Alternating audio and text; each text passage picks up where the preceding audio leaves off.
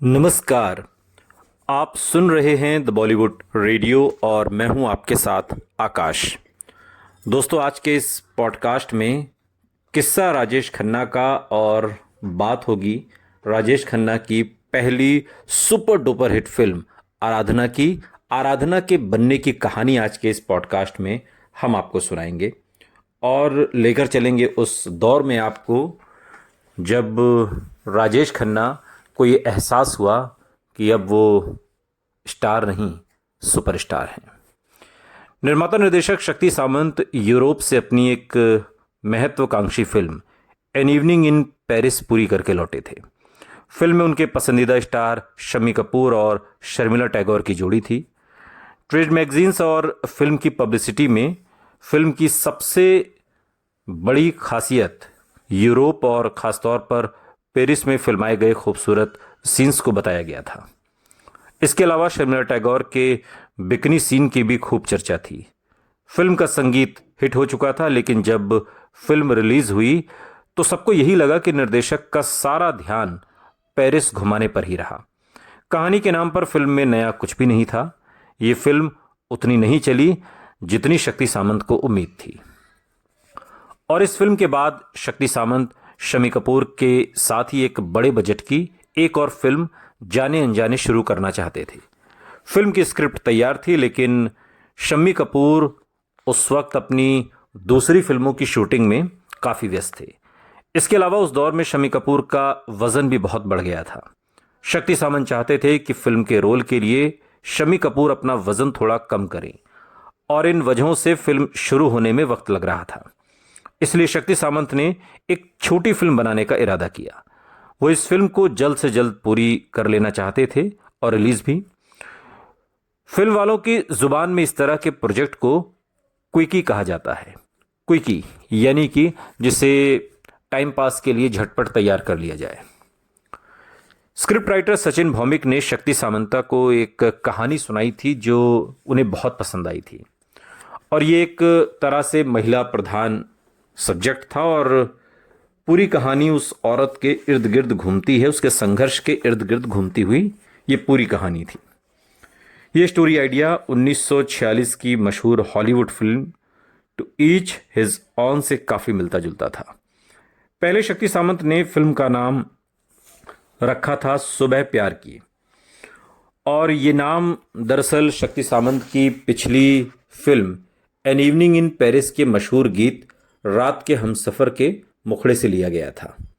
और बाद में उन्हें लगा कि सुबह प्यार की से ज़्यादा इस फिल्म को एक दूसरा नाम सूट करता है, और ये नाम था आराधना। और इस नाम के सहारे, इस फिल्म के सहारे शक्ति सामंत राजेश खन्ना की जिंदगी बनाने वाले थे। शक्ति सामंत जल्द से जल्द फिल्म को पूरा करना चाहते थे। हीरोइन के रोल के लिए उन्होंने अपर्णा सेन से बात की। अपर्णा को कहानी तो बहुत पसंद आई और उन्होंने फौरन फिल्म में काम करने के लिए हामी भी भर दी। कहानी में हीरोइन के पति और बेटे की भूमिकाओं के लिए भी शक्ति सामंत को दो अच्छे अभिनेताओं की जरूरत थी। शक्ति सामंत ने नासिर हुसैन की फिल्म बहारों के सपने के रेशेस देखे थे। उन्हें राजेश खन्ना का संवेदनशील अभिनय काफी पसंद आया था। राजेश खन्ना को चुनने वाले यूनाइटेड प्रोड्यूसर्स में से एक प्रोड्यूसर वो खुद भी थे, और उन्हें भी राजेश खन्ना को रोल देना था। आराधना में अपर्णा सेन के प्रेमी के रोल के लिए उन्हें राजेश खन्ना फिट लगे। ये रोल बहुत बड़ा नहीं था और फिल्म के पहले भाग में ही इस किरदार की मौत हो जाती है। शक्ति सामंत के ऑफिस से फोन आते ही राजेश खन्ना की खुशी का ठिकाना नहीं था। हालांकि ये एक महिला प्रधान फिल्म थी, मगर कई फ्लॉप फिल्मों के बाद एक प्रतिष्ठित बैनर की बड़ी फिल्म मिलना एक बड़ी उपलब्धि थी, और हर नई फिल्म खुद को साबित करने का एक नया मौका देती है। लेकिन शूटिंग शुरू होने से कुछ वक्त पहले ही मुसीबत शुरू हो गई। डेट्स की समस्या बताकर अपर्णा सेन फिल्म से अलग हो गई। शक्ति सामंत के बेटे निर्देशक असीम सामंत एक इंटरव्यू में उस दौर का किस्सा सुनाते हैं। वो कहते हैं कि मेरे पिता को इस रोल के लिए हीरोइन चुनने में काफ़ी मुश्किल हालात से गुजरना पड़ा। अपर्णा सेन से बात हो चुकी थी, लेकिन आखिरी वक्त में उन्होंने इनकार कर दिया, और इसी के साथ नई हीरोइन की तलाश जोर शोर से शुरू हो गई। शक्ति सामंत को ऐसी हीरोइन चाहिए थी जो फिल्म की शुरुआत में रोमांटिक ग्लैमरस लड़की के किरदार में फिट हो जाए और फिर मां के गंभीर किरदार में सशक्त अभिनय भी कर सके। और एक तरह से फिल्म का पूरा भार हीरोइन के कंधों पर ही था। शक्ति सामंत ने कई हीरोइनों के नाम पर विचार किया। फिल्म की शूटिंग शुरू होने में ज्यादा वक्त नहीं बचा था और इसी तनाव में उनके जहन में शर्मिला टैगोर का नाम आया। उन्होंने ही फिल्म कश्मीर की कली में शर्मिला टैगोर को हिंदी फिल्मों में लॉन्च किया था।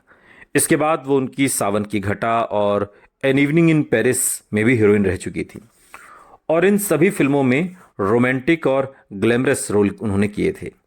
एन इवनिंग इन पेरिस में तो उन्होंने बिकनी पहनकर एक सीन भी किया था जिसको लेकर काफी हंगामा हुआ था। फिल्म आराधना का रोल उनकी इमेज से बिल्कुल अलग एक गंभीर महिला का किरदार था, जिसके दो अलग अलग दौर होते हैं। पहले भाग में उसे ग्लैमरस जवान हसीन प्रेमिका के किरदार को जीना है और फिर सेकंड भाग में एक मां के एक बुजुर्ग के किरदार को जीना है। और उस वक्त का जो समाज था वो काफी कंजर्वेटिव था। ये बताते हुए एक इंटरव्यू में शर्मिला टैगोर कहती हैं कि मेरी सगाई हो चुकी थी और मैं अपनी इमेज बदलकर एक गंभीर एक्ट्रेस के रूप में दिखना चाहती थी। तभी सचिन भौमिक जो बंगाल से हैं वो मेरे पास एक स्क्रिप्ट लेकर आए। मुझे ये सब्जेक्ट बहुत पसंद आया। शर्मिला टैगोर बताती हैं एक इंटरव्यू के दौरान कि एक गंभीर एक्ट्रेस के रूप में अपना सिक्का जमाने का ये सुनहरा मौका था। लेकिन राजेश खन्ना खुश थे क्योंकि उन्हें शर्मिला टैगोर जैसी बड़ी स्टार के साथ काम करने का मौका मिल रहा था। फिल्म की बाकी कास्टिंग भी पूरी हो चुकी थी, शूटिंग डेट्स भी तय हो गई थी। फिल्म की शूटिंग अब शुरू ही होने वाली थी, लेकिन तभी एक और घटना हुई जिसने इस फिल्म के भविष्य पर ही सवाल खड़ा कर दिया।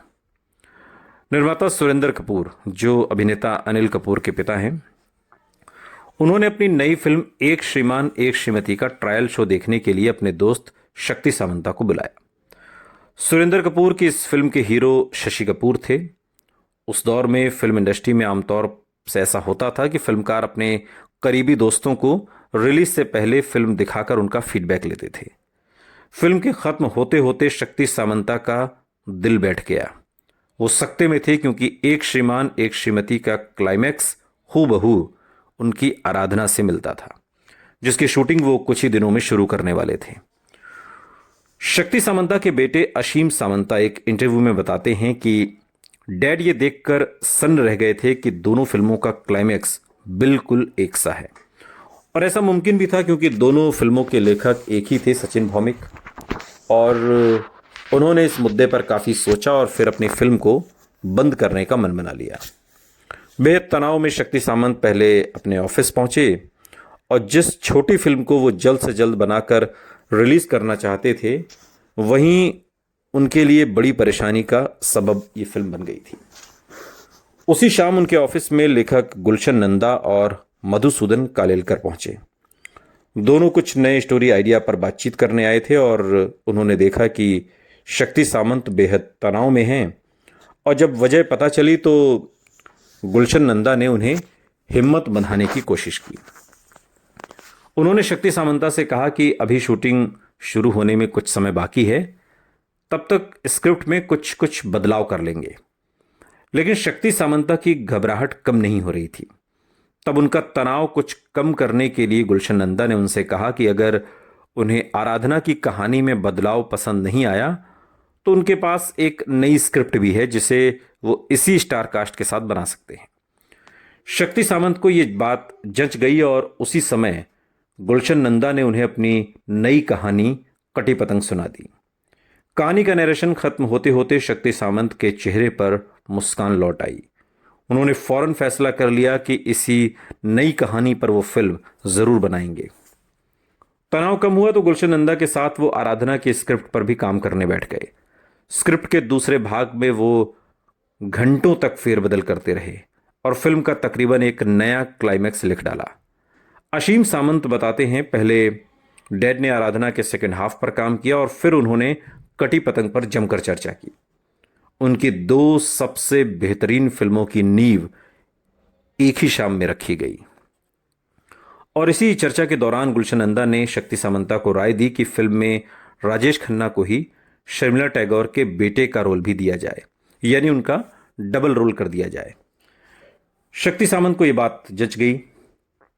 जिस राजेश खन्ना का फिल्म आराधना में एक छोटा सा रोल था, जो पहले हाफ में जिस किरदार की मौत भी हो जाती है, शाम खत्म होते होते वो डबल रोल में बदल चुका था।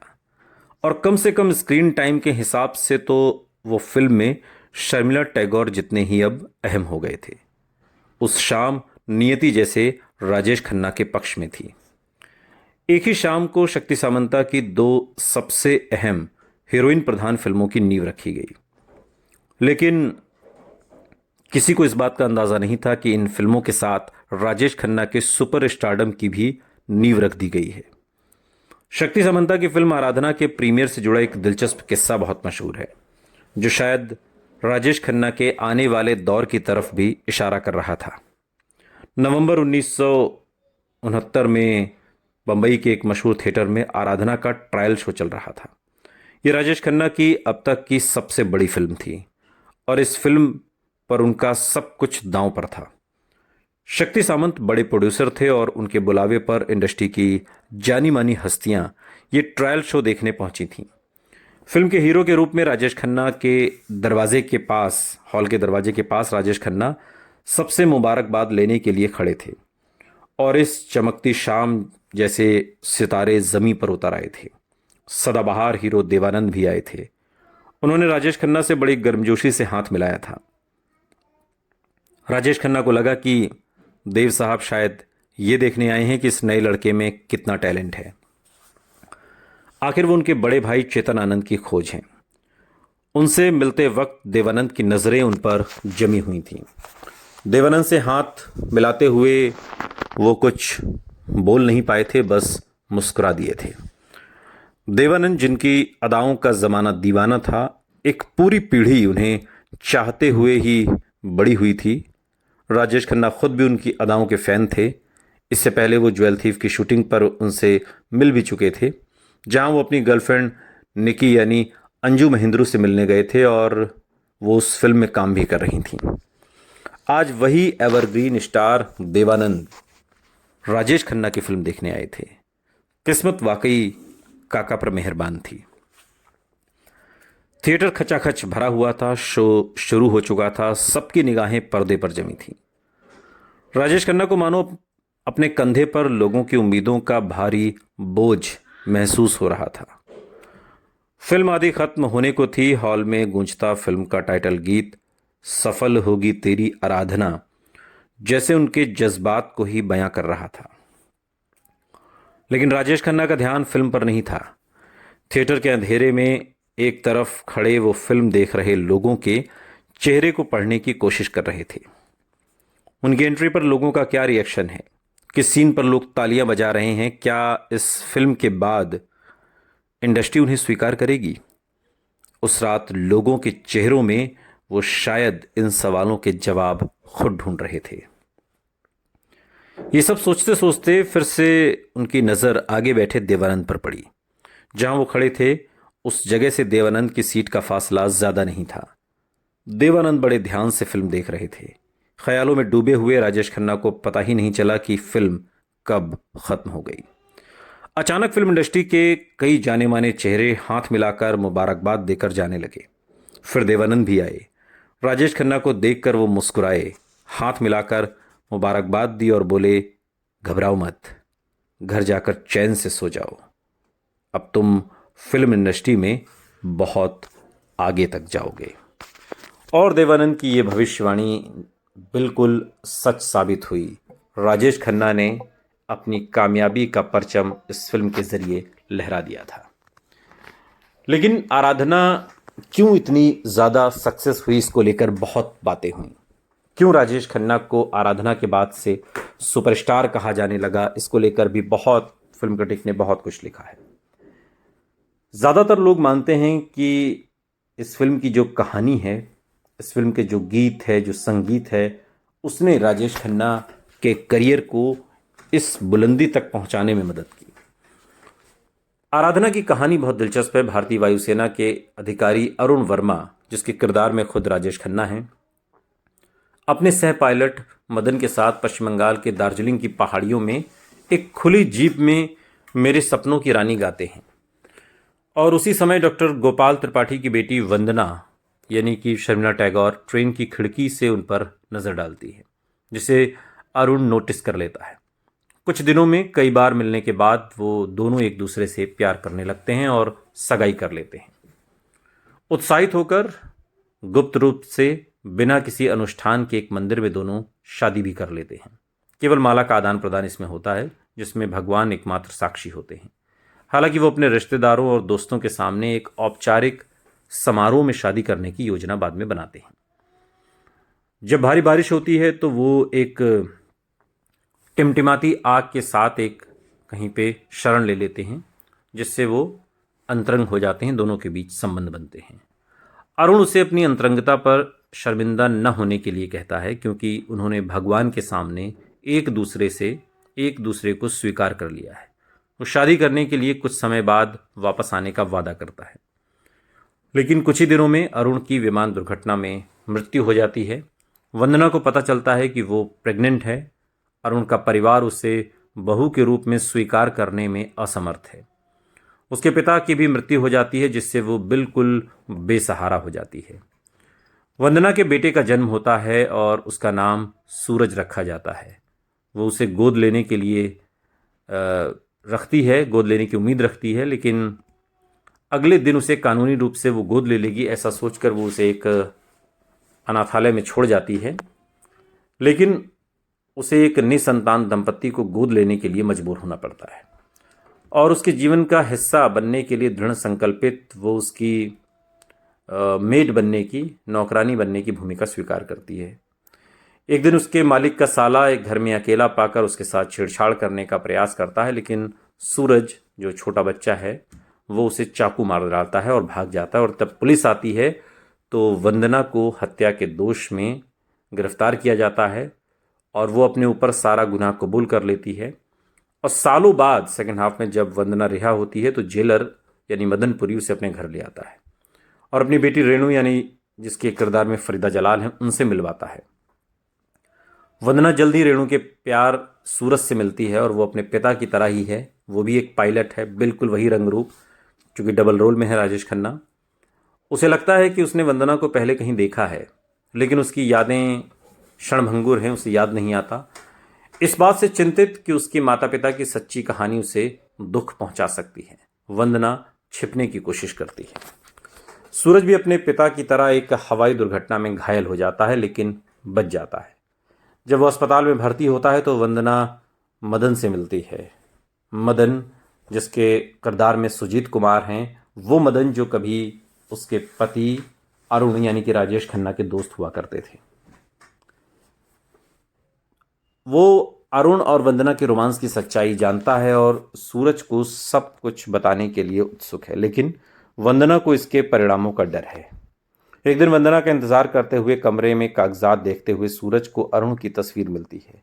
अचानक उसे एहसास होता है कि अरुण और वंदना ही उसके असली माता पिता हैं और वो अपनी माँ के बलिदान को पहचानता है और उसकी ताकत और साहस का जश्न मनाता है। ये इस आराधना की कहानी है जिसने राजेश खन्ना को सुपरस्टार बना दिया। सुनते रहिए द बॉलीवुड रेडियो, सुनता है सारा इंडिया।